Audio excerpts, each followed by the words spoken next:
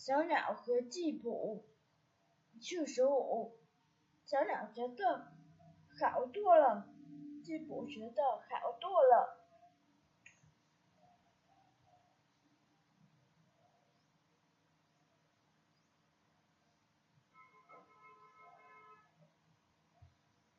基普很难过。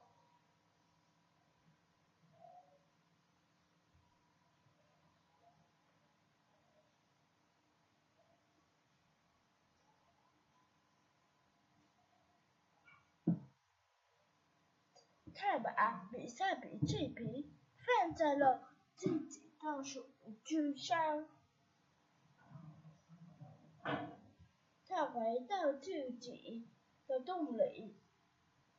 小鸟不写字比赛笔记本，他心想，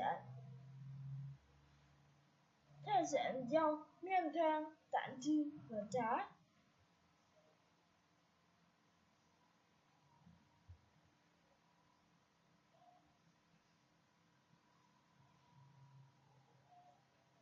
基普做了面汤和茶。他找到了一下蛋汁。我要把这些带给小鸟，他心想。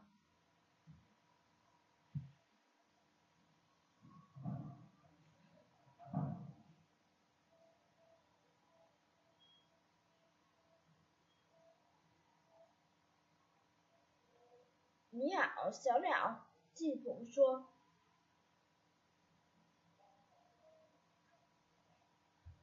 啊去，小鸟说。我给你一些东西，基普说。基普把汤和茶倒小鸟，再把蛋汁盖在小鸟的脚上。谢谢基普，小鸟说。小鸟注意到了比赛笔记本。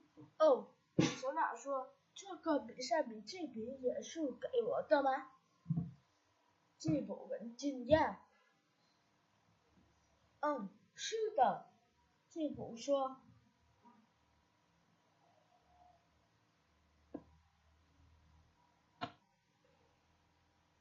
是给你的。比赛笔记本是我的最爱，小鸟说。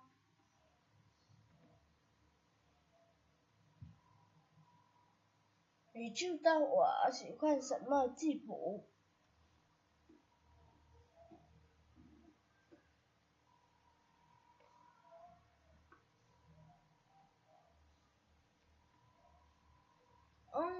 小鸟说道，我觉得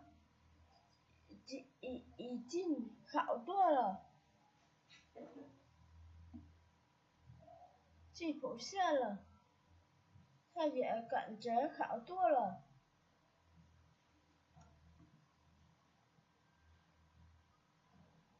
再见。